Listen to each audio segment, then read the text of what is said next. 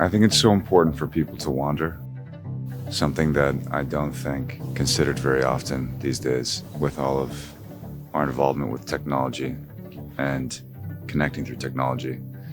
This is going to be a place for people to wander. I imagined folks coming here and unwinding and letting their thoughts unravel. And I think that's really important for people.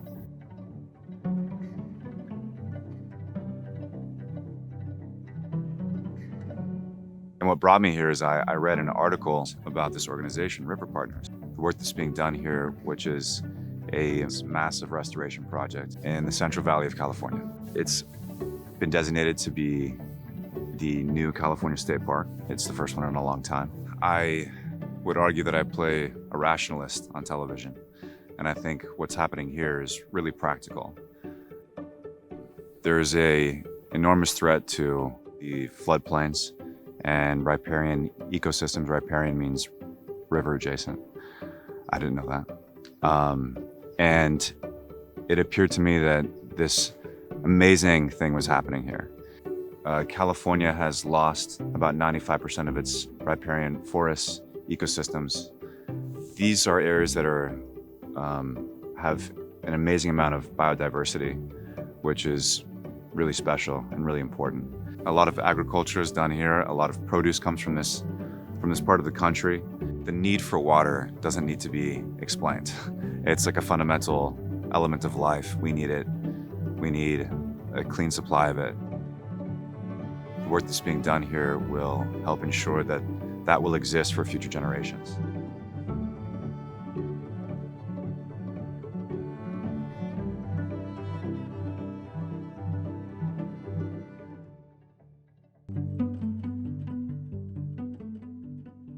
So I'm Julie Rentner, president of River Partners, and we're here at Dos Rios Ranch, which is one of our biggest floodplain restoration projects, the biggest one in California. That's what I hear. It's about to become a new state park, the first state park we've had in California, a new one in 13 years. Right behind us is the San Joaquin River, and we're just just right down there. And all of the land around us is the primary floodplain of that river. So the San Joaquin River is the second biggest river in California. Oh. And its floodplain is miles wide.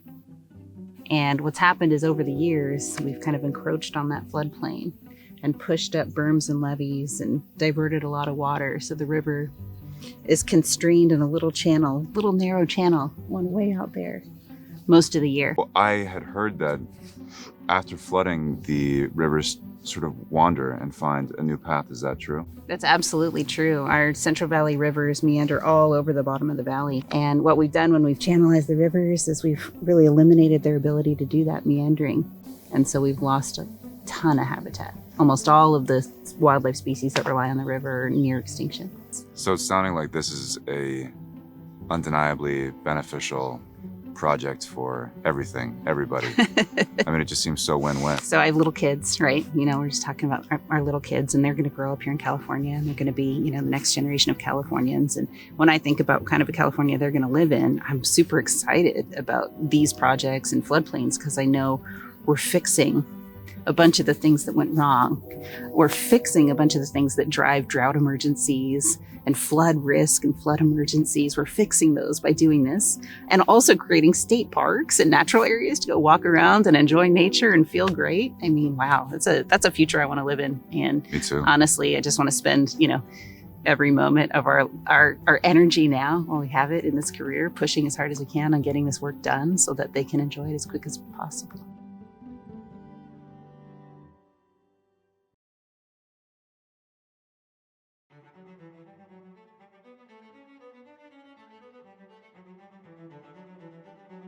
The San Joaquin River.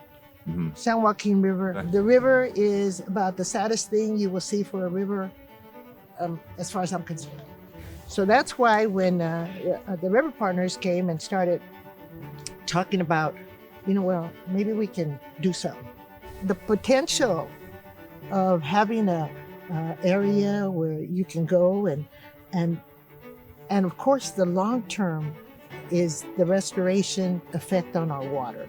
The goal is to, try to build this place up, build the natural environment there, which would be wonderful, but also to see how it makes a difference in our water quality for the future.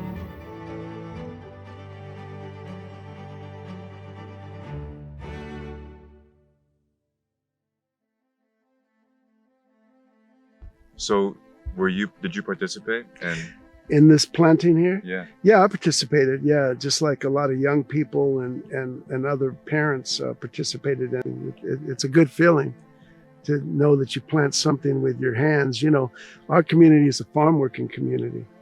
And so a lot of families, a lot of people work in the fields and they produce the food that we all eat every day, but they don't really reap the benefits of that financially or the respect that they do. So when they come out here, a lot of those folks come out here and planted this, you know, they can actually see the fruits of their labor here. And no, they don't get a monetary thing, but it's going to make their community better. And it's going to let their children come out here. So it's a very, very positive thing all the way around.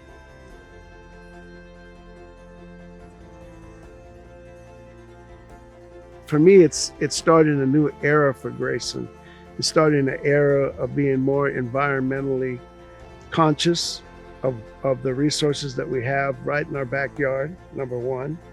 And number two is we've been dumped on with a lot of pollution, a lot of tire incinerator, garbage incinerator, pesticides, all this pollution.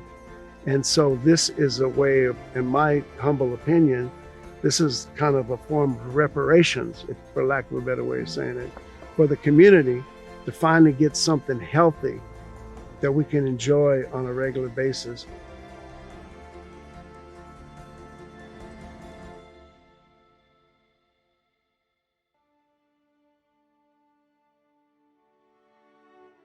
Where we are now, how does this relate to the work you've been doing?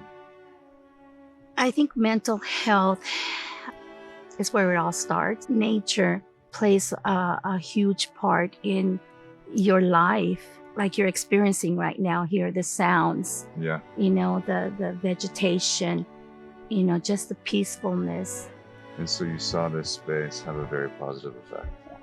Very much so, very much so. And I'm hoping that this will be more opportunities for not to wait until, you know, any kind of major medical, you know, challenge, you know, to always incorporate this into our daily lives.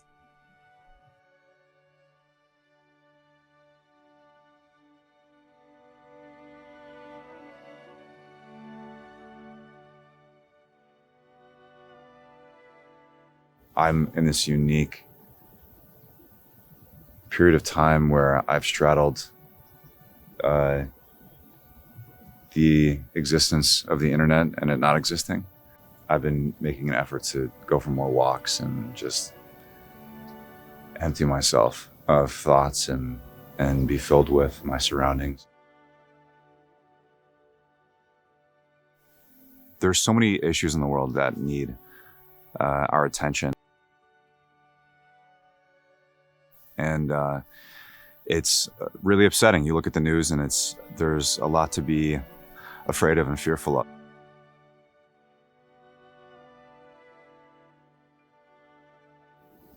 I think it's really important to alleviate that with exploration of nature. It's so important to be in nature.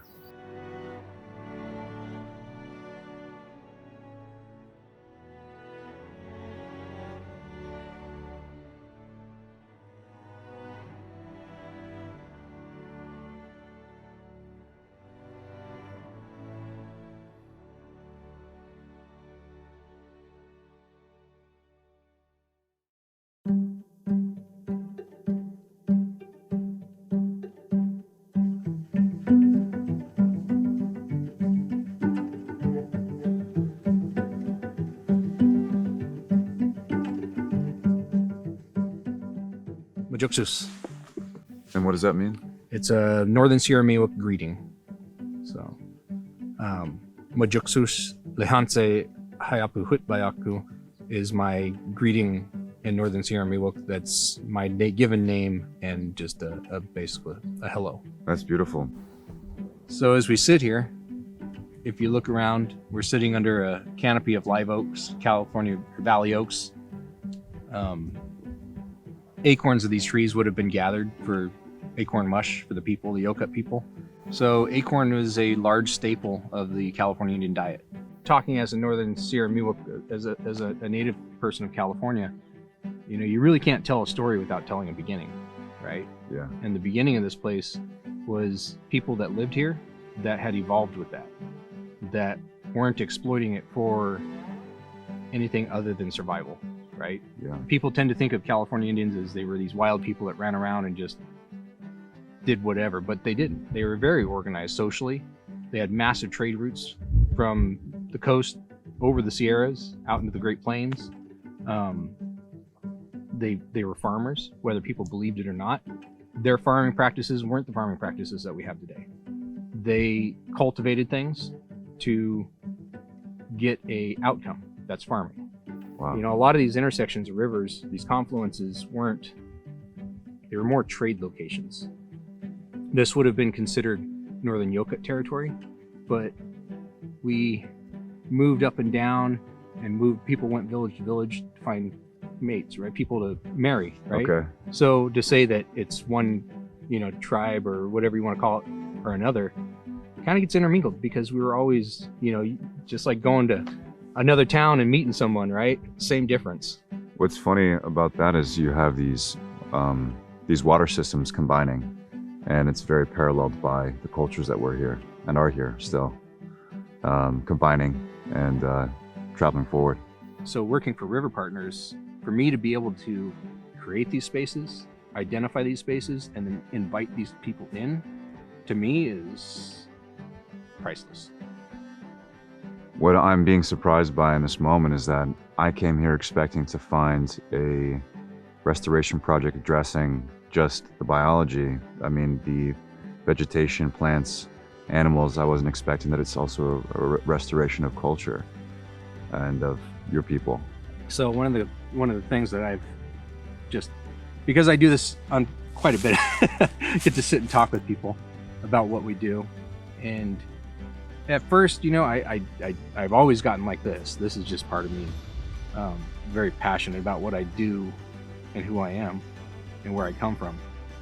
But, you know, we've lost 95% of our riparian forests in the state over the last couple hundred years since colonization. Along with that, we've lost 95% of the native culture. Wow. Of the people. Yeah. So that, to me, correlates, right? You lose the environment, you lose the people, you lose the culture.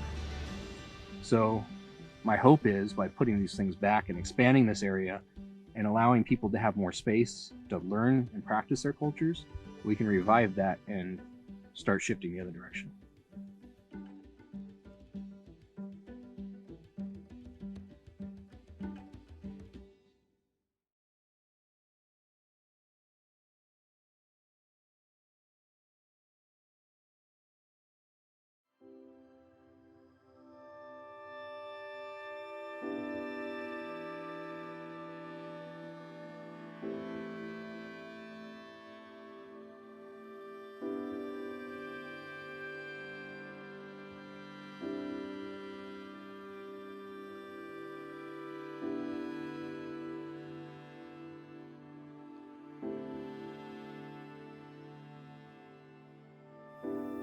So,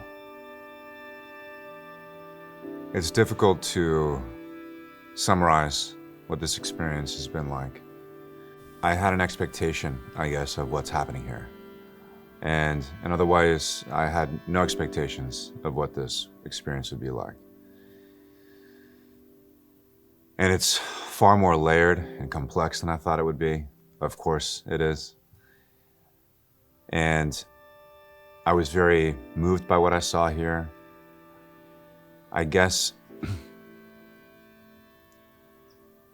know, part of what's funny is that I came here to see something other. I came here to see something that's happening in this other place, in nature. And as we've learned, as I've learned, I'm so connected to it. The water system in California is far-reaching. We learned from Austin how far back in time it reaches to the people of his culture, to the people of this land. I had this sense of pride of being Californian. Part of my reasoning for being here is that I'm a third-generation Californian. How cool and sort of unique that is, in my experience, having been born and raised in Los Angeles. And Austin is who knows how many generations California. What's happening here is very authentic, and it's very good. And it's benefiting of so many people, plants, animals, places, systems. I hope that after you've seen this, you have been moved to learn more about it, at the very least, to consider your place in it.